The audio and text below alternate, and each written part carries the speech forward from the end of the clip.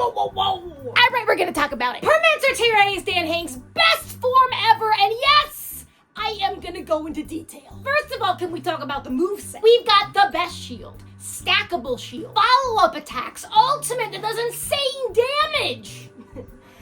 Bandmates. But more importantly, Dan Heng has become who he's meant to be. And for the first time, we really see him comfortable in his own skin. When we first meet Dan Heng, we meet him in his fake human form. He is hiding from his past. He is on the run from the law for a crime he did not commit. He is struggling to start over and start anew with the weight of his past lives' sins weighing on him. We then get Imbiber Lune, who is a direct mirror of Dan Feng and probably a big reminder of what he's been running away from. On the LeFou, when you reincarnate, you usually look exactly like your past incarnation. It is a permanent reminder every time he looks in a mirror of what Dan Feng did that he has been punished for since birth. Born into the shackling prison, a freezing cage, hated by people he's never met and ostracized from society. Dan Heng wants to start over. He wants his own way of life. He wants to be his own person. So we have two Dan Hengs. We have Dan Heng in hiding and Dan Heng's form that is a mirror of a life he did not live. And now we finally have the real Dan Heng. Permansor terrae is Dan Heng finally being his own true self. Making decisions for himself not based on his past,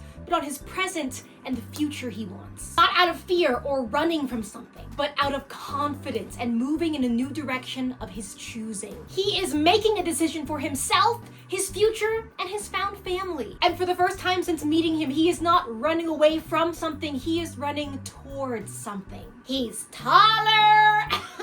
People online are saying it's because he finally matured in the 1,000 years he waited for us. Dragons from the LeFou do live thousands and thousands of years. And when we meet Dan Heng at the beginning of the game, he's probably under 100. So that would make a lot of sense also with him coming into his own. He has opened up the possibility of new closeness and relationships. When we meet Dan Heng, he hides in the archives. He does not let anyone get close to him. We don't even know about his true past or self until he almost dies. When Dan Heng finds us after 1,000 years, he takes us into his arms and embraces us. Something previous Dan Heng could not do so readily. We see this earlier in Amphorius when we're like, give us a hug, goodbye Dan Heng, and he's like, no, I'm shy.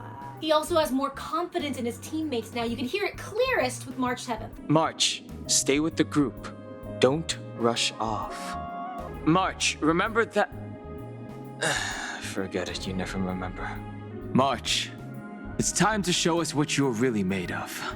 And even further, look at the designs of the different forms. Our first Dan is reserved, covered. He's got colors relating to the LeFou, but nothing too obvious. Imbiber Lune is a direct mirror of Dan Feng. Same outfit, traditional LeFou clothing. There are regal elements to how he's dressed. Everything about this look is rooted in his past and his home roots of the LeFou. I think Permansor terrae is who Dan Heng wanted to be. There are elements of the LeFou, homage to his past, things that he does enjoy and take pride in. There are the modern parts that represent his more human form, who he's been masquerading as, moving more away from the traditional. And there are elements of newness that we have never seen from him before. Dan Heng is the guard of the Astral Express, and in this form, we actually get to see it. He has done individual damage. He has done AoE damage. But now he does shielding, and in that, builds damage to protect those who matter. He has fully embraced his new life. Also, his draconic features. He hid them completely in his human form, which is kind of obvious. He was on the run, he was hiding. In his Imbiber Lune form, he makes some comments about being uncomfortable with them or people seeing him like that. We also see that his tail and his horns don't really manifest. They're more energetic. Now, I always theorize this as him like trying to hold back that old part of himself still. There is no evidence of this in the games. It's just my musing. Like, it's spiritually him not wanting to be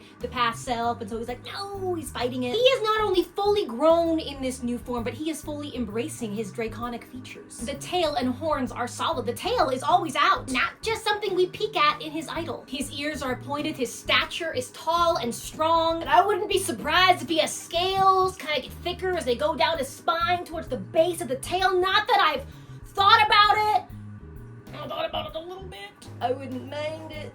As someone who is a huge Dan Heng enjoyer, this could not make me happier. I feel that Hoyo has done an amazing job taking us on a journey with this character, growing with him, and that has made the payoff so much more satisfying at this point as a player and as a fan. I need to E6 him. I don't know how I'm gonna do it. I'm gonna like pull anytime he runs, or like sell a kidney. I don't know, I'm gonna figure it out. It inspires me on a personal level that life continues and our past doesn't define us. Every day is a new chance to trailblaze a brand new future. Dan Heng, I love you. If you're watching this, please marry me. Don't forget to like, comment, and subscribe for more.